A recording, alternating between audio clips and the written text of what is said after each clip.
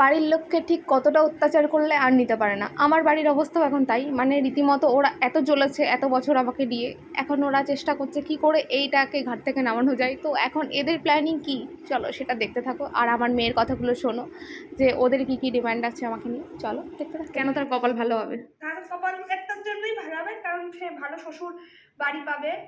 শ্বশুর বাড়ি অনেকগুলোই পাবে, 4-5টা শ্বশুর বাড়ি পাবে, ভালো আদর পাবে। রাশের সময় এলে তাকে জামাই না সবসময় তাকে মাথায় করে রাখা হবে, এটা বল। কারণ একটা মাত্র মাসি আমাদের অবশিষ্ট পড়ে আছে, একে যদি তাড়িয়ে দিতে পারি তাহলে আপাতত কোনো মাসি নেই, তার জন্যই একে তাড়ানোর জন্যই ভালো করে জামাই তার থেকে বড় কথা যদি জামাই আদর না করি তাদের মাসিকে বেশি দিন রাখবে না বাড়িতে, তাই জামাই আদরের সোর্সেই তাকে রাখা হবে। তার থেকেও বড় কথা বল যে আমাদের বাড়ির সব থেকে আদরের মেয়ে। আদরের মেয়ে তো বটেই, সেটা দেখেই বোঝা যাবে, কারণ সে দেখবে যে তার 4-5টা দাদা ভাই আছে, যারা নাহলে আমার যদি আমার বউকে ভালো করে না রাখি তারা আমাকে পুরো একদম জবাই দিয়ে দেবে, তার জন্য তাকে রাখতে হবে। মাসিরাও কম যায় না, ঝাঁটাপিটা করে দেবে, তাই জন্য বেচারা ভয়ে ভয়ে হোক ভালোবেসেই হোক যে কারণেই হোক তোমাকে একটু ভালোই রাখবে, কারণ দাদাদের ভয় আছে। রান্না করে ফেলেছে, মানে পরের বারটা আমি এখানে দাঁড়াবো, আমার মেয়ে ভিডিও বানাবে। বল সেই দিন আর আসছে? সেদিন কবে আসবে আমি কবে সেটা দেখতে পারবো, আমার চোখের ধন্য হয়ে যাবে। আর 2 বছর পর দেখতে পাবো শ্বশুর বাড়িতে গিয়ে খাবো পাত পেরে, তুমি রান্না করবা হাত পুড়িয়ে, আমি তোমার হাত পুড়িয়ে রান্না খাবো। আচ্ছা ঠিক আছে, ভালো ভালো কমেন্ট করবো যে ভালো হয়েছে খারাপ হয়েছে বলবো।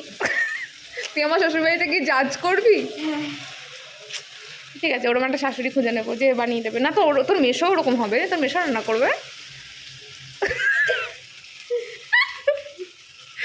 এটা নিজের নিজের দেখো, তুমি নিজে কি পাচ্ছ, লোকে কি পাচ্ছে সেটা দেখে লাভ আছে? ও মানে তোর মেশোকে যদি কাজ করাবি না?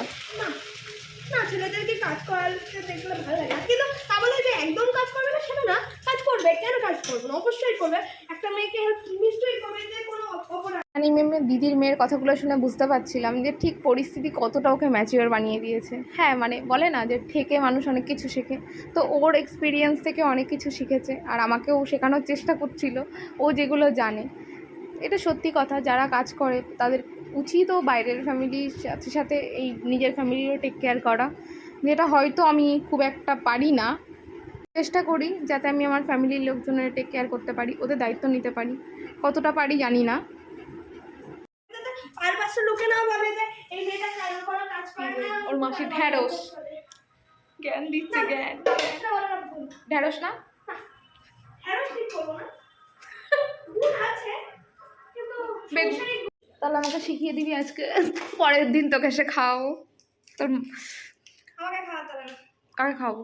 এসবে খাওয়াতে পারলেই হবে। মানে তুই রান্না শেখাচ্ছিস আমাকে তোর মেয়ে? আর তারপরে আমি চলে এসেছিলাম বাড়ি, আর রাত্রেবেলার যা স্কিন কেয়ার করি সেটুকুই করেছিলাম। আর এই ভিডিওটা নিয়ে আমি পরে আসবো রাত্রের স্কিন কেয়ার রুটিন নিয়ে, তবুও বলে রাখি এই দিন আমি ইউজ করেছিলাম vitamin C dot and kit, আর হচ্ছে রেটিনল যে নাইট ক্রিম যেটা আমি ইউজ করি। তো আজকের ভিডিওটা এটুকুই, কেমন লাগলো অবশ্যই জানিও। আজকের মতো টাটা। আমার কাছে যেহেতু